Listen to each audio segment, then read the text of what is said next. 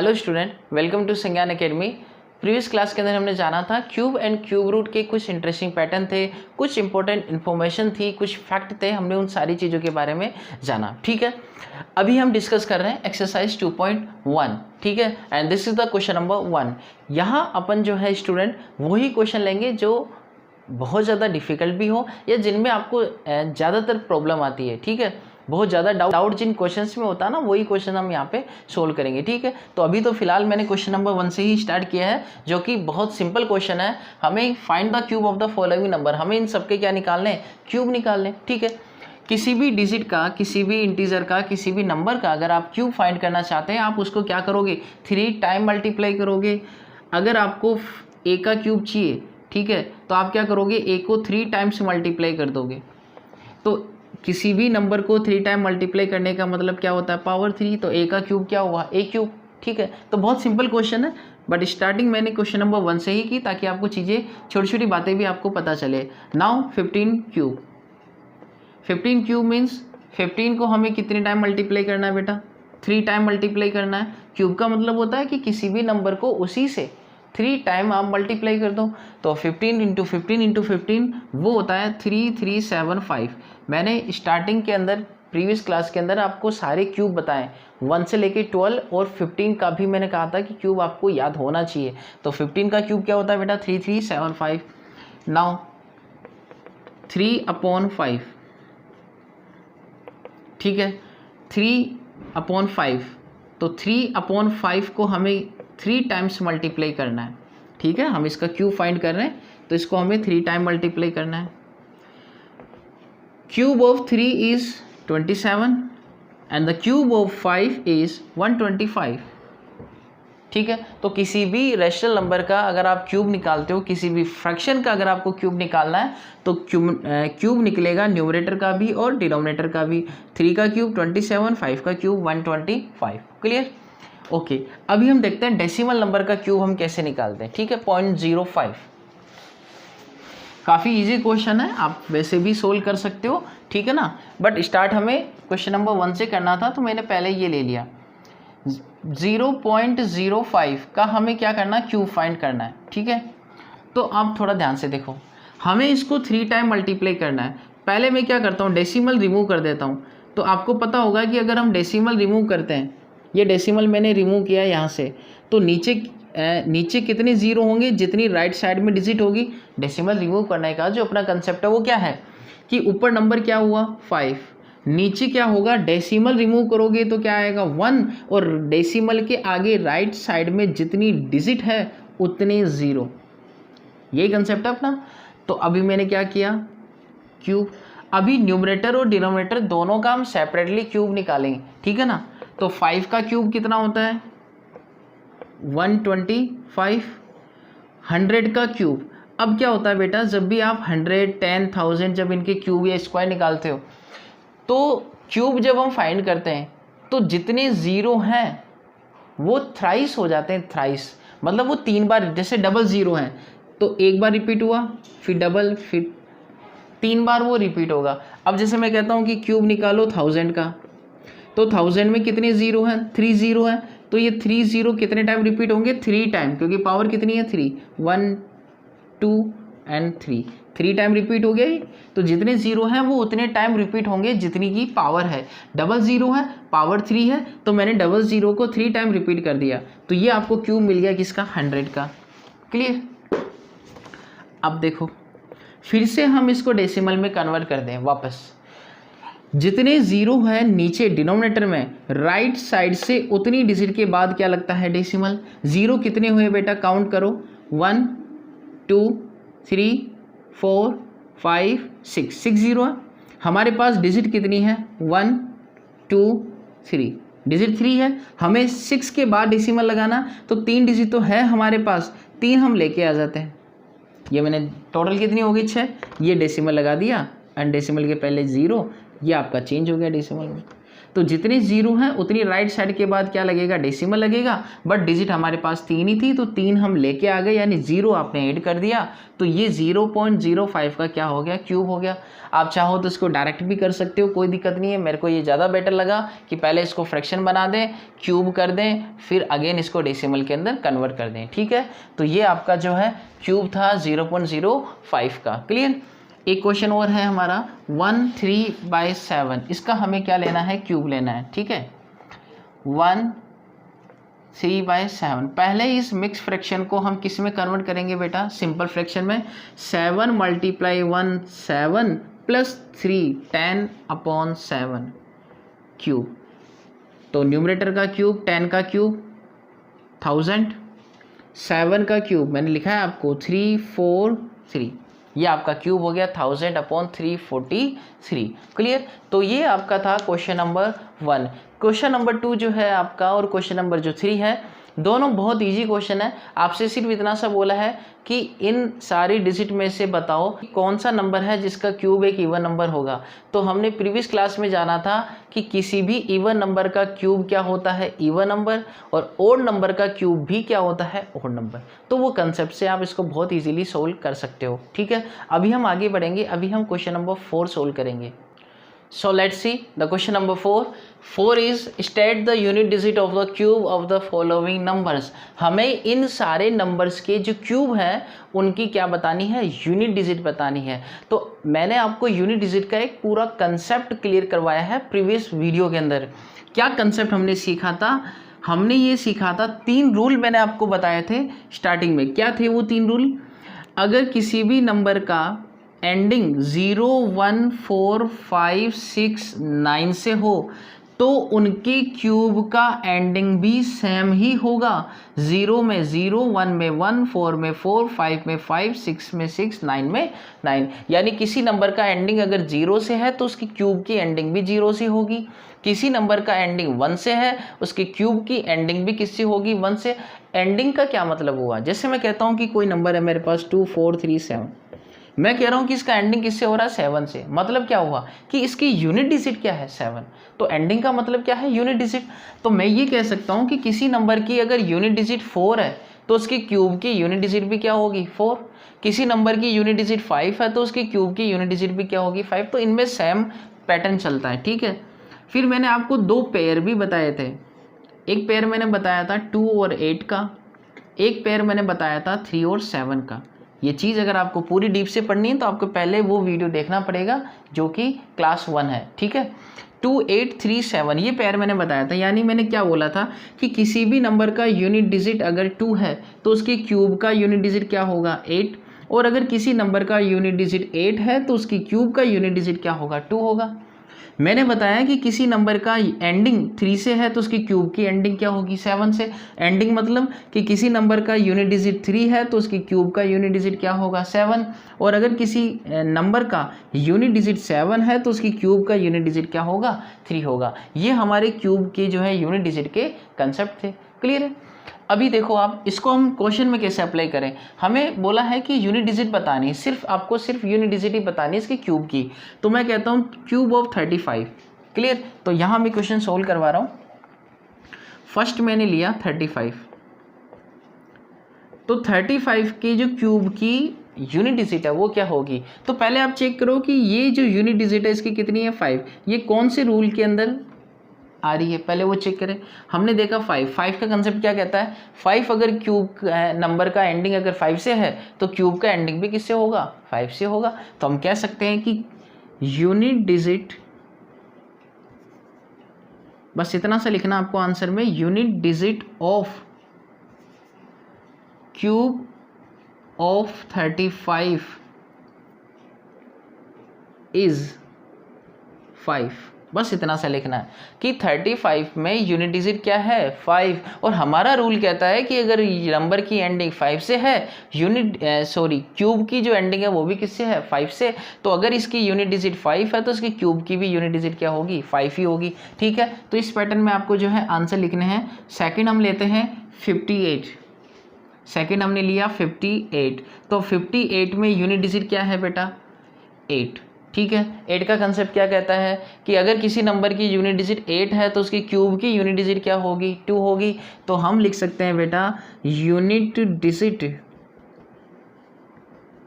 Of cube of 58 is equals to कितना, 2। तो इसके 58 का जो है क्यूब का यूनिट डिजिट क्या होगा, 2 होगा।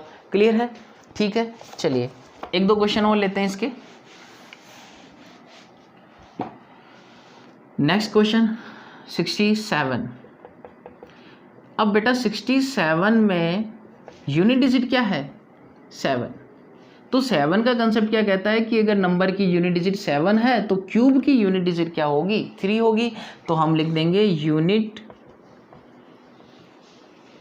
Digit of cube of 67 is equals to 3। तो 7 की क्या होती है, 3। अब ये जो 4 क्वेश्चन हैं हमारे सामने, ये बेटा आप खुद सोल्व करोगे, सेल्फ प्रैक्टिस करोगे। इनके जो भी आंसर्स होंगे वो आपको कमेंट बॉक्स के अंदर बताने हैं, वही मैं इनके आंसर डिक्लेयर करूँगा कि इन चारों क्वेश्चन के आंसर क्या होंगे। अभी हम आगे बढ़ते हैं और अपना नेक्स्ट क्वेश्चन देखते हैं। Okay, question number 5। Question number 5 is which of the following are perfect cube. हमें बताना है कि इनमें से कौन से नंबर एक परफेक्ट क्यूब है। ठीक है, तो आपके क्वेश्चन नंबर 5 के अंदर काफ़ी सारे क्वेश्चन दिए हुए थे, काफ़ी सारे नंबर दिए हुए थे। मैंने उसमें से कुछ सेलेक्ट किए हैं 3 नंबर। ठीक है, तो बाकी की जो क्वेश्चन ना उनकी आप सेल्फ प्रैक्टिस करोगे। अभी मैं आपको ये 3 क्वेश्चन सोल्व करके समझा रहा हूँ कि ऐसे क्वेश्चन के जो है कंसेप्ट और उनका मेथड क्या होगा। ठीक है, देखो सबसे पहले मैं ले रहा हूँ 512। ठीक है, अब देखो पहले आप क्या करोगे बेटा, आपको क्या चेक करना है, परफेक्ट क्यूब। तो परफेक्ट क्यूब का क्या मतलब होता है, पहले आप वो समझ लो क्या मतलब होता है परफेक्ट क्यूब। काफ़ी सारे तरीके से हम इसकी डेफिनेशन दे सकते हैं परफेक्ट क्यूब की। ठीक है, अगर किसी भी नंबर को हम क्यूब की फॉर्म में रिप्रेजेंट कर सकें तो वो एक परफेक्ट क्यूब नंबर होता है। क्यूब की फॉर्म का मतलब क्या हुआ, पावर 3। तो किसी भी नंबर को अगर मैं लिख सकता हूँ पावर 3 की फॉर्म में, फॉर एग्जांपल मैंने लिया 27,000, जैसे मैंने नंबर लिया 27,000, तो बेटा क्या मैं इसको किसी नंबर के क्यूब की फॉर्म में लिख सकता हूँ, बिल्कुल मैं इसको लिख सकता हूँ 30 का होल क्यूब, क्योंकि 3 का क्यूब क्या होगा 27, 10 का क्यूब क्या होता है 1000। तो किसी भी नंबर को अगर हम किसी नंबर की पावर की फॉर्म में लिख सकते हैं, पावर 3 की फॉर्म में, तो वो कैसा नंबर होगा, एक परफेक्ट क्यूब होगा। तो किसी भी नंबर को अगर क्यूब की फॉर्म में रिप्रेजेंट किया जा सकता है तो वो नंबर कैसा होता है, परफेक्ट क्यूब होता है। हमें क्या चेक करना है कि इनमें से जो ये नंबर हैं वो कैसे हैं, परफेक्ट क्यूब है या नहीं है, ये हमें चेक करना है। ठीक है, तो कैसे आप चेक करोगे, आप इसको सोल्व करोगे प्राइम फैक्टर मेथड से। तो आपको इन सारे नंबर के क्या करने होंगे, प्राइम फैक्टर करने होंगे। तो 512 के मैंने प्राइम फैक्टर किए पहले तो 2 से, 2 2 ज़ा 4, 2 5 ज़ा 10, 2 6 ज़ा 12, 2 1 ज़ा 2, 2 2 ज़ा 4, 2 8 ज़ा 16, 2 6 ज़ा 2 4 ज़ा 2 3 ज़ा 2 2 ज़ा, फिर 2 से किया 16, अगेन 2 से 8, अगेन 2 से 4, अगेन 2 से 2 और अगेन 2 से देन 1, ख़त्म हुआ। ठीक है, तो ये प्राइम फैक्टर आपको जो है शो करने हैं जब आप क्वेश्चन सोल्व कर रहे हैं वहाँ पे। अभी हम क्या करेंगे, अभी हम ये करेंगे बेटा परफेक्ट क्यूब के लिए हमें क्या करना, आपको ये देखना कि क्या सेम डिजिट के 3 के पेयर बन रहे हैं, क्या सेम डिजिट के 3 के पेयर बन रहे हैं या नहीं बन रहे, वो हमें देखना है। जैसे 2 का पेयर बन गया 3 डिजिट का, सेम डिजिट का ना, 2 2 2 बन गया, ये भी बन गया। कोई नंबर रिमेनिंग रहा क्या हमारा, नहीं रहा ना। कंप्लीट पेयर बने ना 3 डिजिट के, मतलब सेम डिजिट होनी चाहिए और 3 के पेयर बनाने हैं। तो 3 के पेयर हमने कंप्लीट बना दिए, कुछ भी रिमेनिंग नहीं रहा यहाँ पे। इसका मतलब ये कैसा होगा, परफेक्ट क्यूब होगा। अगर यहाँ कोई नंबर रह जाता हमारा रिमेनिंग तो ये परफेक्ट क्यूब नहीं होता। अभी कंप्लीट हमारे 3 के पेयर बने, इसका मतलब ये कैसा नंबर होगा, ये एक परफेक्ट क्यूब नंबर होगा। क्लियर, तो हम इसको क्या लिख सकते हैं बेटा, 512 इज इक्वल टू 3 का पेयर बन गया एक 2 का, फिर किसका पेयर बना 2 का, फिर किसका पेयर बना 2 का, ठीक है। यानी कि ये जो है इस पावर 3 की फॉर्म में लिखा जा सकता है, that means 2 into 2 into 2 that is 8 का क्यूब। इसका मतलब 512 किसका क्यूब होता है? 8 का क्यूब होता है। अब आगे जब आपकी एक्सरसाइज में क्वेश्चंस आप पढ़ोगे ना, तो आपको वहाँ पे क्यूब रूट भी फाइंड करना होगा। अगली जो एक्सरसाइज है ना आपकी क्यूब रूट, तो क्यूब रूट के अंदर भी यही प्रोसीजर है। ये 8 क्या है? ये इसका क्यूब रूट है। मैंने आपको प्रीवियस क्लास में समझाया क्यूब और क्यूब रूट दोनों का क्या मतलब होता है, कि ये जो नंबर है ये किसकी पावर 3 है, वो इसका क्यूब रूट है। हम कहेंगे 512 किसका क्यूब है? 8 का। मतलब हम बोलेंगे cube of 8 is equal to 518, but cube root of 512 that is 8। मतलब ये 512 किसका क्यूब है? 8 का। तो ये 8 क्या होगा? Cube root. तो क्यूब रूट फाइंड करना तब भी ये प्रोसीजर होगा प्राइम फैक्टर का। तो क्लियर हुआ आपके कि हमें क्या चेक करना था कि ये क्यूब है या नहीं है, परफेक्ट क्यूब है या नहीं है। तो हमने देखा कि पेयर कंप्लीट बन गए, कोई डिजिट रिमेनिंग नहीं है, पेयर 3-3 के कंप्लीट बने। तो हमने प्रूव कर दिया कि ये कैसा नंबर है, एक परफेक्ट क्यूब है। क्यों? क्योंकि हम इसको किसी की पावर 3 की फॉर्म में रिप्रेजेंट कर सकते हैं। क्लियर है? ठीक है, आगे बढ़ते हैं और क्वेश्चन नंबर 2 देखते हैं। So question number 2 is 243।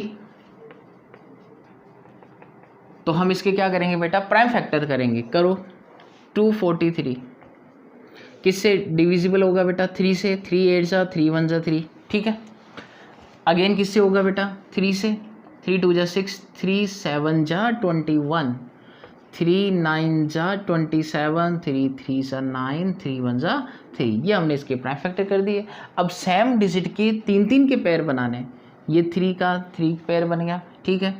But यहाँ 3 का पेयर नहीं बना। यहाँ पे क्या बन रहा? सिर्फ 2 ही नंबर है हमारे पास। जब तक यहाँ पे 3 एक और नहीं आ जाता तो ये पेयर कंप्लीट नहीं होगा। इसका मतलब कि ये जो पेयर है ये अनकम्प्लीट है, कंप्लीट सिर्फ एक ही है। अगर कोई पेयर अनकम्प्लीट रहता है तो वो एक परफेक्ट क्यूब नहीं होगा। यानी हम लिख सकते हैं सो 243 is not a perfect cube. तो ये जो प्राइम फैक्टर हैं ये आपको शो करने हैं अपने सॉल्यूशन में, और आपको दिखाना है कि 3 का पेयर तो बन गया बट यहाँ पेयर नहीं बना। अगर कोई पेयर अनकम्प्लीट रह जाता है तो वो एक परफेक्ट क्यूब नहीं होगा। तो ये एक परफेक्ट क्यूब नहीं होगा, ठीक है। अब इसको परफेक्ट क्यूब बनाया भी जा सकता है, वो आप सीखोगे अपने आगे के क्वेश्चंस के अंदर, ठीक है। चलिए ये कंप्लीट हुआ। अभी हम बात करते हैं 2700। प्रोसेस यही है, इसी तरीके से होगा बट आपकी प्रैक्टिस हो इसलिए मैंने 3 क्वेश्चन सेम लिए हैं आपके, ठीक है। अब आगे देखो 2700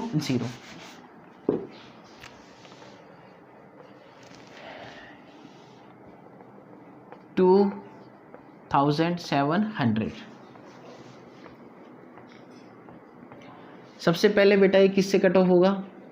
किसी से भी कर सकते हो आप, पहले 2 से ही कर डालो, है ना। आप 3 से भी कर सकते हो, पहले 5 से भी कर सकते हो, उससे कोई फ़र्क नहीं पड़ने वाला। तो मैंने 2 से ही कर दिया इसको। 2 1 जा 2 एंड 2 3 जा 6, 2 5 जा 0, फिर 2 से किया मैंने,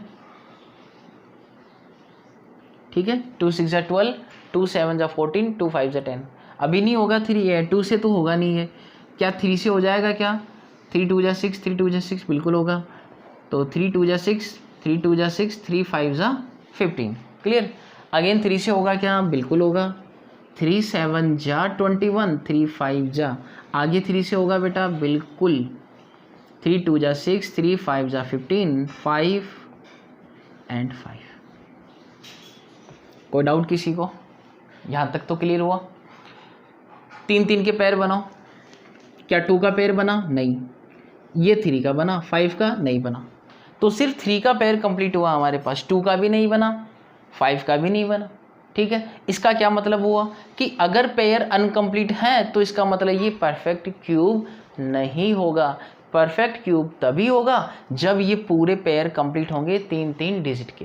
क्लियर है? तो हम डायरेक्ट यहाँ पे लिख देंगे क्या? 2700 is not a perfect cube, a perfect cube. Clear है बेटा? अब इसके जो बाकी के क्वेश्चंस है ना वो आपको सेल्फ प्रैक्टिस करने हैं। डिजिट चेंज है, नंबर चेंज है, पैटर्न यही है, कंसेप्ट यही है, मेथड भी यही होगा। अब आगे जब आप क्वेश्चंस करेंगे ना, आपको वहाँ पे क्या करना होगा, आपको परफेक्ट क्यूब बनाना होगा। तो आपसे बोला जाएगा कि किस नंबर से हम मल्टीप्लाई करें कि ये परफेक्ट क्यूब बने, तो वहाँ यही मेथड चलेगा। तो वहाँ भी आपकी इन चीज़ों की क्या होगी, प्रैक्टिस होती चलेगी। ठीक है, तो स्टूडेंट ये हमने आज कुछ क्वेश्चन सोल्व किए एक्सरसाइज 2.1 के। आई होप आपको पूरी तरह से समझ आया होगा। अगर ये वीडियोस आपको अच्छी लगती है, आपको मेरा पढ़ाया हुआ समझ आता है, तो इस वीडियो का लाइक करें और अपने फ्रेंड के साथ ज़रूर शेयर करें। ठीक है, अगर आपने चैनल को अभी तक सब्सक्राइब नहीं किया है तो please subscribe this channel and don't forget to press bell icon. Clear? तो मिलते हैं फिर अपने नेक्स्ट क्लास में। So till then, good luck and good bye.